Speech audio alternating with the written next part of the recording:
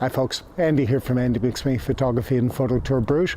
I've got the Fujifilm XH1 on my hands. It's been in my hands for the last few days here in Bruges, thanks to Fujifilm Belgium letting me give it a proper go.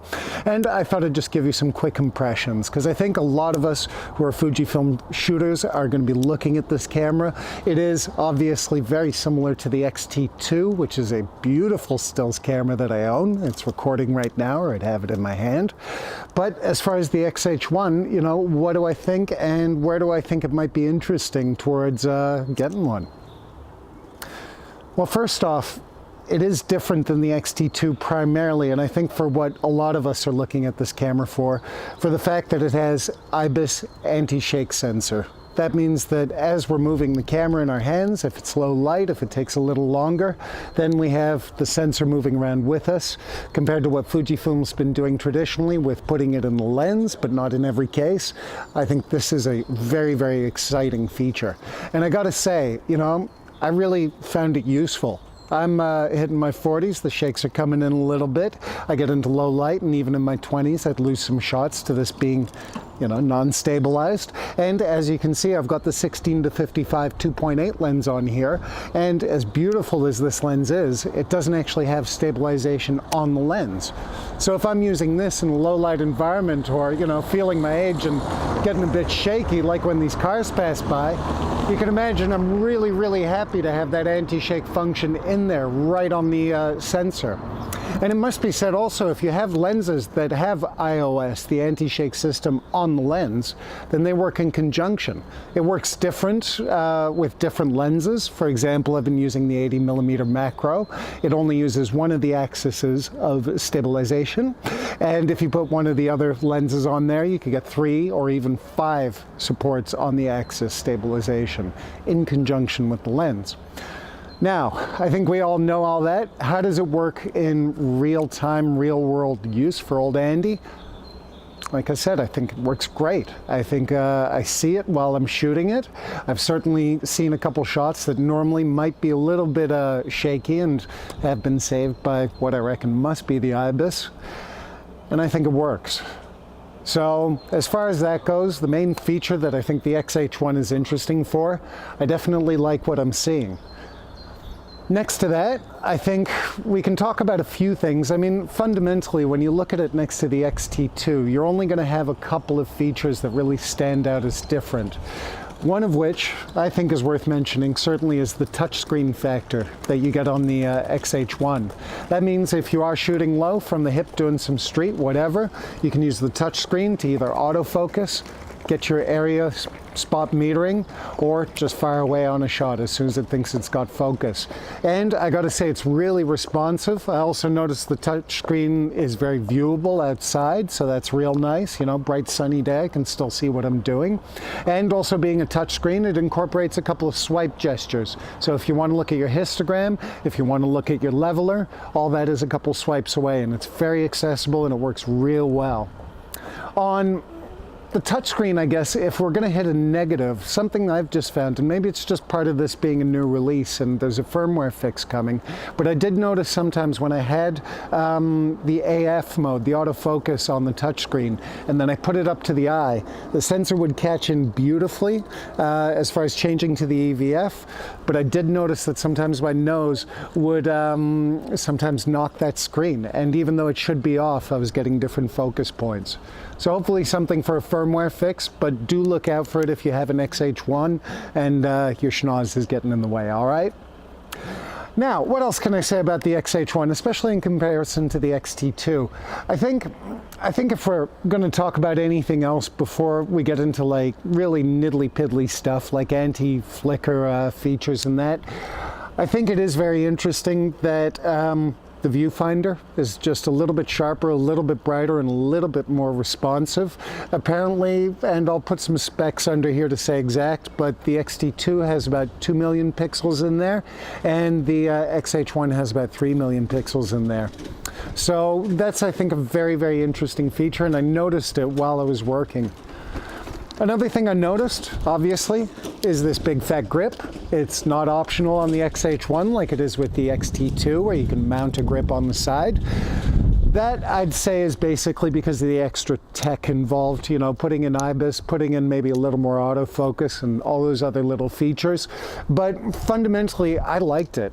When I use the X-T2, I'm using the grip a lot of the time, especially with these bigger lenses like the 16 to 55, and I didn't mind it at all. It feels really natural, it's good and solid, and with the extra real estate, you get this nice monochrome LCD viewfinder, which, while it's not the most critical thing for me to have on a camera, I actually found it really useful.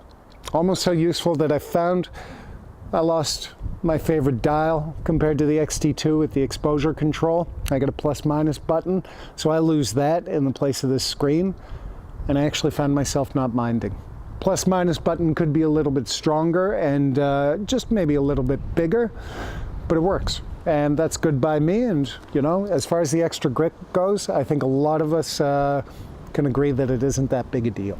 All right? And if we're talking about, you know, additions and extra size and everything, the XH1 is a little bit bigger. I'll flash those specs underneath because this is my last day with the XH1 and I want to get this video finished. But let me just say, guys, you know, for what you gain in the size, I find it very, very negligible. It's still smaller than a comparable DSLR. And also it is worth a mention that you do get a little more reinforcement there on the body. They use the magnesium alloy, make it thicker, it's more scratch resistant, and that means if you take a tumble or a fall, you have a better chance of this thing surviving, which for me is worth a tiny little bit more weight and definitely a little bit more size. Part of why I went to mirrorless was to get small, so if it goes a little bit bigger, I can say it's within reason. All right, as parting thoughts, what else can I say about this thing? I think, you know, if you want to talk more about the XH1, then you're probably going to be a videographer, which fundamentally I think is where the XH1 is very firmly aimed. I'm only just getting into video, and my X-T2 fills a lot of my needs. But having said that, you know, the XH1 did present a few nice features on that front. I won't get into it because, like I say, I'm only really casually a videographer right now. But from what I read on the specs, you know, the increase on those specs is definitely worth thinking about if you are heavily into video or if you are going to get into video. As a last thought, would I buy one? You know, would I shell out the cold hard cash towards purchasing one of these, whether Fuji take pity on me or not on pricing? This is not a cheap camera to pick up. The X-T2 is already less, and I imagine now we're going to see further reductions in the X-T2 price to just make it interesting, and if you're a stills photographer or willing to spend the extra for video. But as a non-videographer, as a primarily stills photographer, would I purchase this? And, well, it's a bit of a mixed answer. I think if I was the photographer 5-10 years ago that I was, and I was lucky enough to be looking at the X-T2 or the XH1 with that budget that I had 5-10 years ago, I'd probably go for the X-T2, to be totally honest. You know, we're talking 400 to 600 euro savings in some cases, and well, that's a lot when you're on a budget. So unless you're doing like super high-end video, I'd probably stick with the X-T2. But having said that, as a second camera, whether I'm into video or not, I actually find the XH1 very interesting, and I could see it working very, very well next to an X-T2 as a second camera. And I say that, guys, because the sensors are identical, whether they have anti-shake or not. You're getting the exact same X-Trans sensor, number 3, on the inside, so your image quality is going to be virtually identical. You're also getting familiar handling with a couple of exceptions, and even sometimes the XH1 with additions like a back focus button, I think is, like, you know, worth thinking about. And if I was using them side by side, and then on top of it maybe being asked to do video or eventually moving into video, then certainly, especially with, you know, where I am in my photography and how I get to write some off to taxes, I'd be looking at the XH1 a little more heavily. So, interesting camera. Really good move by Fuji. Even if I wasn't a videographer, which I'm not primarily, I'm still interested in this camera. And, you know, just following that Fuji corporate philosophy of sort of listening to your customers and putting out things that make sense based on what they're asking for, I really love the XH1. I think it's wonderful that they're serving the video market, but at the same time saying, hey, you stills photographers, you're not being left out here either. So that's what I got. That's my thoughts on the Fujifilm XH1. Hope you enjoyed. If you did, please like, share, subscribe, do all that sort of stuff that makes Fuji take pity on me and lend me the XH1 a little more. And until then, I wish you well. I am Andy McSweeney of Andy McSweeney Photography and Photo Tour Brugge. If you are in the beautiful city of Brugge like I am now and every day doing my photo tours, why not join me? Could be fun, and maybe I'll have the XH1 with me. And until then, get out there and get shooting. See ya. Gonna play with my new toy before it goes back.